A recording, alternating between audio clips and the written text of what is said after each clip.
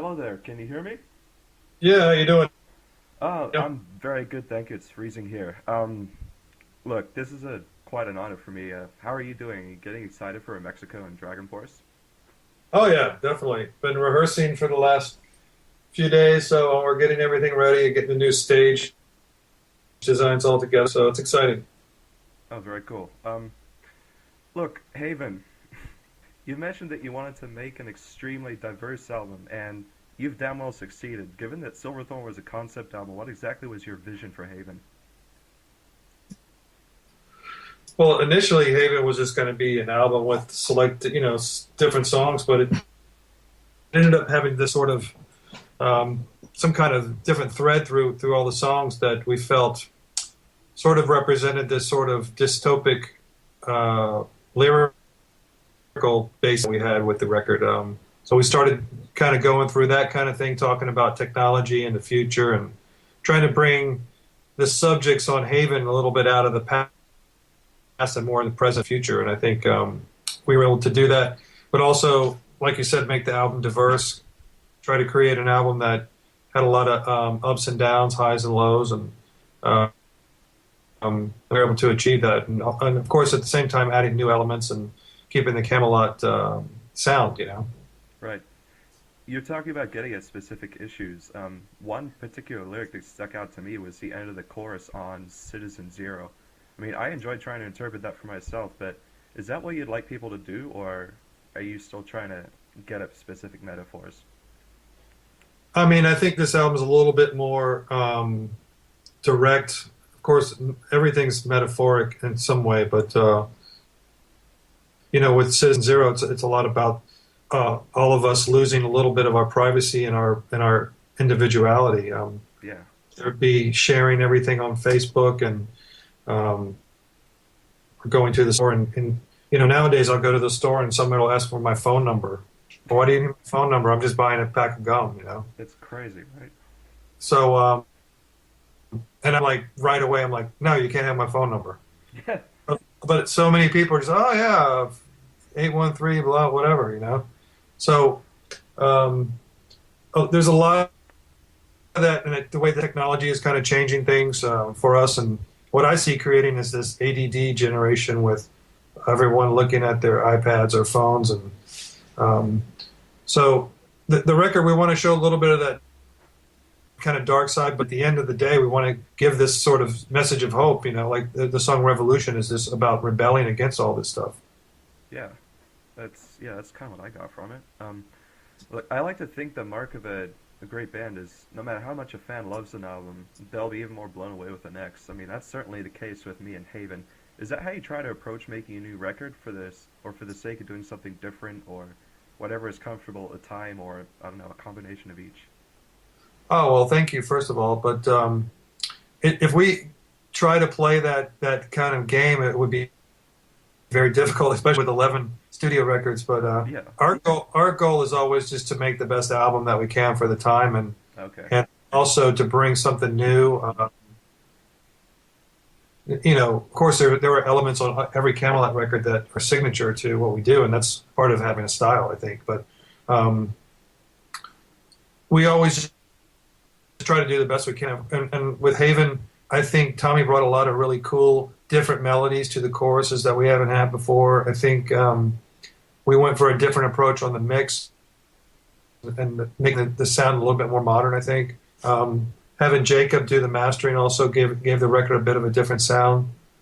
And, just going for a different visual with cover and the booklet. If anybody, when the fans see the booklet, they'll see it's a little bit more modern. Mm. You know, you mentioned Jacob. I was actually quite surprised when you mentioned that he'd be the new mixer. How did you come to that decision? Well, actually, he did the mastering for this album, but I've been Oh, talking to him a lot about working with Camelot. And, when you work with a certain producer, for example, Sasha, they like to keep things in-house, and I totally understand that. But when when we started talking about doing the mastering, I wanted to have Jacob do it because I really like a lot of the stuff he does. And we met at Vakin about 3 years ago, and we were talking about him working with Camelot, and he really wanted to, get on board. And So we just kept in touch since then. And then when it came time to do the mastering, I gave him a call, and and he was able to do it. Yeah, I mean, is he not a genius?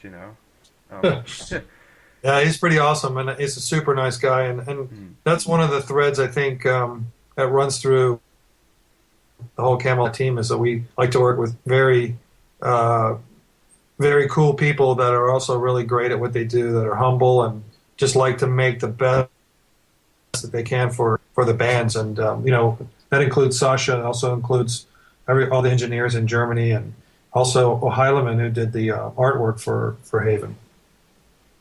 yeah. Well, there's no other way to make great music, is there? What's that? There's no other way to make great music, is there? Well, I mean, it's always nice when you work with people that care about the final result, and they care.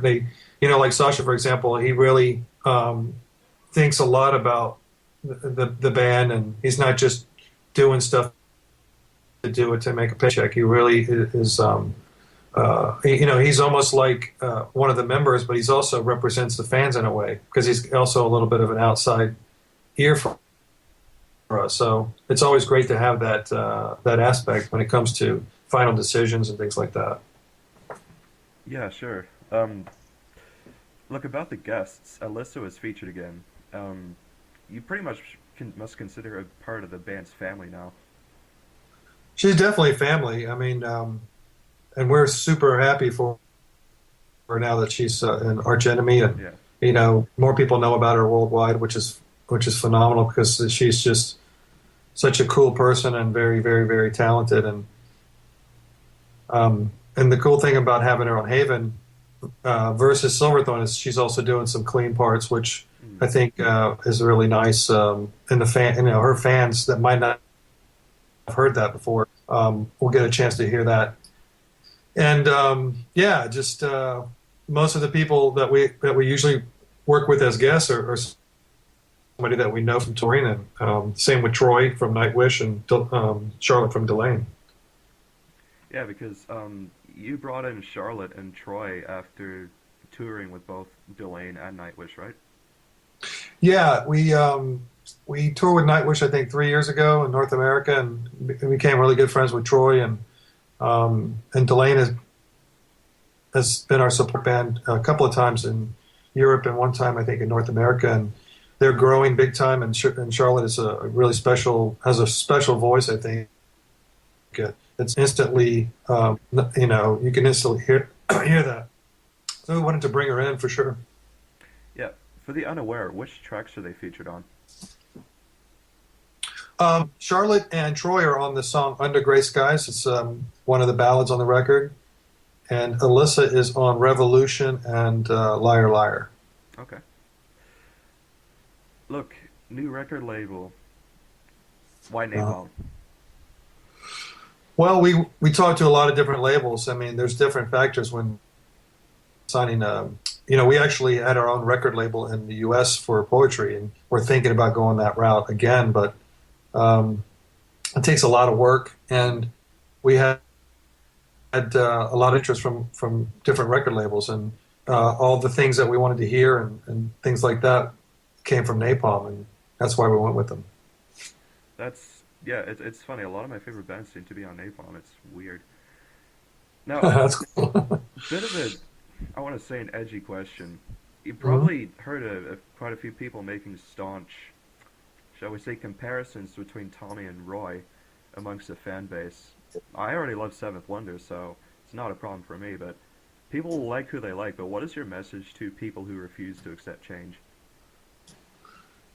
I don't really even think about it or worry about it, to be honest with you. I mean, the band has actually grown since Silverthorn. Hmm. So that percentage of fan base that may or may not be on board, I mean, there's nothing I could say about it. It's from day one, we were given a situation that we reacted on, and there's no looking back. I'm one of those people that never really let someone else determine my future. So we made the decisions, and to me, the absolute best decision going with Tommy. Uh, and like I said, we've actually been touring more countries than ever before. Hmm. And you can talk about record sales, stuff like that, but that's not the only way you judge growth or success. And so the band has grown in all aspects, so there's no complaints on my side. Yeah, no, I don't disagree with you there. Um, okay, for the rest of the year, we already know about Mexico. What else have you got planned for live shows? We got a big North American tour, which kicks off, well, the U.S. part kicks off in Baltimore. I think it's on the 27th of April. And then we'll go up through Canada. We're doing 6 Canadian shows, which is the most we've ever done Wow. in our career. And then we come back down through the West Coast to, California. And we finish up at our basically hometown in Orlando at the House of Blues, right there in downtown Disney for the first tour finale, and then we do some shows in the summer in Europe, and then we'll do a full European tour in the fall, and we'll come back to North America again in November, December to hit a lot of the cities that we missed on the first round. And these are all with Dragon Force, I'm guessing? The tours in Europe are not with Dragon Force, but Okay. the U.S. tours are. And then 2016, we start with South America, Asia, Australia. Probably do most of the big summer festivals next year, and then we'll see what happens after that. It's a lot of planning ahead, that's for Oh, sure. yeah. A part of that, I read Australia might be on the books next year. As someone living in New Zealand, I kind of have to ask, a trip across the ditch, might that be possible? Actually, maybe. We did get some offers that included New Zealand, so that's definitely an option. I wish I could tell you. I'm trying to look at my emails as I'm talking to you, but I wish I could tell you which cities that would be. But you probably know all the main cities, I guess. But Yeah. if we come down to Australia, I think it totally makes sense to include New Zealand. Yeah, well, I mean, we had a terrific Nightwish show here, and I'm pretty sure we'd be sharing a fan base with Kamelot. Yeah, I think we had offers to go to Auckland, Wellington, and of course Brisbane, Australia. So I think it was Auckland and Wellington for New Zealand. Does that make sense? Yeah, those are sort of where the biggest crowds are. Yeah. So let's make that happen. Sounds All good. right. I will start bitching at promoters everywhere, like I'm already doing. Um, all right, well, that brings us near the end. Thank you very much for your time. As a longtime fan, this was an absolute honor. Do you have any messages to your fans? Well, thanks, Daniel. Appreciate the interview and everything, and just want to tell the fans out there, of course, thanks for their support. Uh, Go out and get Haven. I think it's in stores May 4th, pretty much everywhere. In Japan, it's going to be April 29th, and we look forward to seeing everybody at the tour. Very cool. All right, I wish you luck. Thanks, Daniel. Take care. You too. Bye bye. Ciao.